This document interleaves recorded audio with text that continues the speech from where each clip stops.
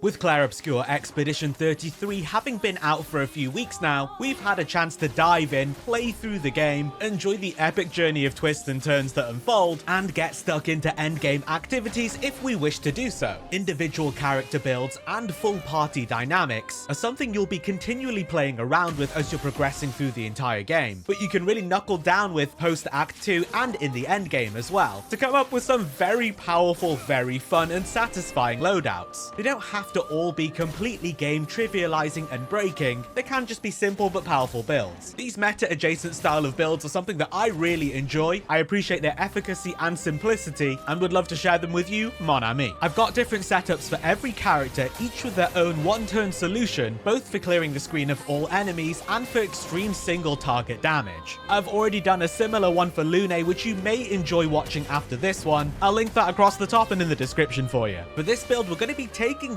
Verso and giving him the capabilities to completely clear this screen of enemies, eviscerating any and all opponents in one turn without the input of any of your other teammates, so it does fit into a party setup, or you can also go solo. The entire build revolves heavily around one weapon, one skill, and some specific luminous. Let's break it all down. The weapon of choice is the Sciel, which deals physical damage, primarily scales with agility, and secondarily scales with luck, with a very important core level 4 bonus, allowing you to start the battle in rank S at the cost of being unable to heal Verso or gain shields. This is absolutely pivotal, it's super important we start the fight in rank S, which is why this weapon is so crucial. The level 10 bonus increases your damage by 20% for each consecutive turn without taking damage. It can stack up to 5 times, but we shouldn't really be utilizing this particularly. And with the level 20 bonus, we'll automatically apply Rush on rank S. In order to get the Sciel, you will have to beat the optional area, the Crimson Forest, which is floating up in the sky, so you'll have to have beaten Act 2 after SK has been bestowed with the power of flight. It is somewhat of a challenge, but it is nowhere near any of the super endgame areas. In terms of your attributes, you're going to stack maximum agility, maximum might, and put the remainder of your points into luck, which will vary depending on what level you're at. This will boost the power of your weapon really nicely, allowing it to scale efficiently, and also increase your base critical chance, giving you a target to aim for with your pictos in order to get it to 100%.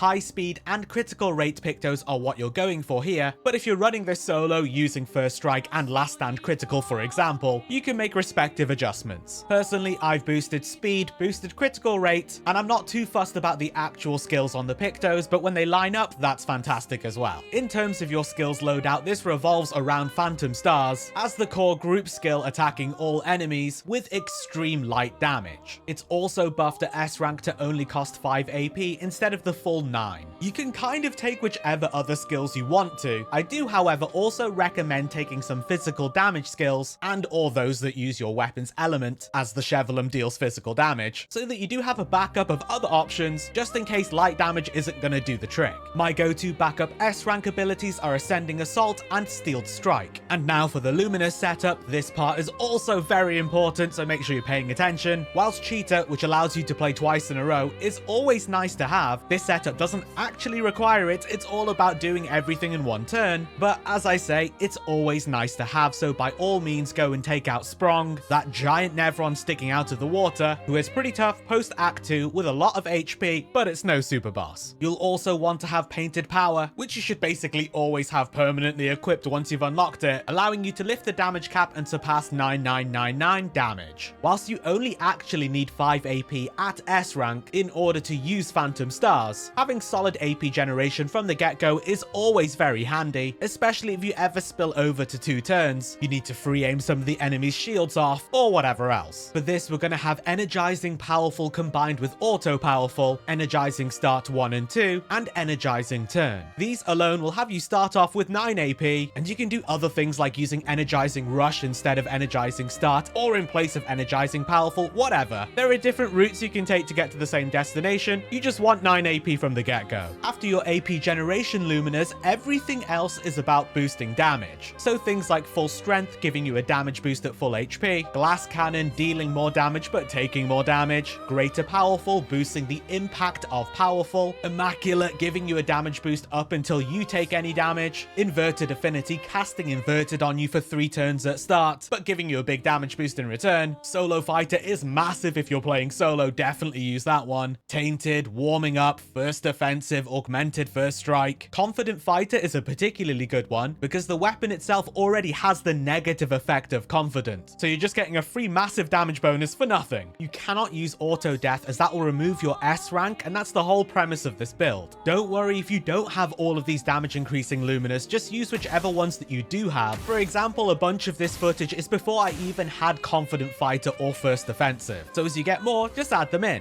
And all that's left is for everything to come together and for us to put it into practice. Upon starting a battle, you will go straight to rank S, and you will also begin with all 9 AP at your disposal. This gives you the opportunity to clear a few enemy shields if you need to, but otherwise you're going to go straight over to skills and immediately use Phantom Stars. And watch as all enemies are hit with extreme light damage. This would have cost 9 AP, but it only costs 5 because we're at rank S, and not only that, but rank S provides a massive damage multiplier. This is enough to screen clear even some of the most powerful endgame enemies, and if not defeat them in one turn, then do some serious work on them. The one caveat here is if enemies are resistant or absorb light damage, you're going to want to use your alternate physical damage skills, or use Phantom Stars a second time with Cheetah to get the job done. And there you go, there you have it. That's my one-turn OP Verso build, lying somewhere between practical but also very ridiculous, but still isn't quite hyper-broken game trivializing stuff when it comes to absolutely bonkers builds like one-shotting Simon. It's still kind of broken. Give it a spin, let me know what you think and what Luminas you're using if they are slightly different from the ones that I have. I'll be making multiple builds for each of the characters, so if you want to catch more Expedition 33, be sure to subscribe. But either way, thanks for watching, and until next time, for those who come after.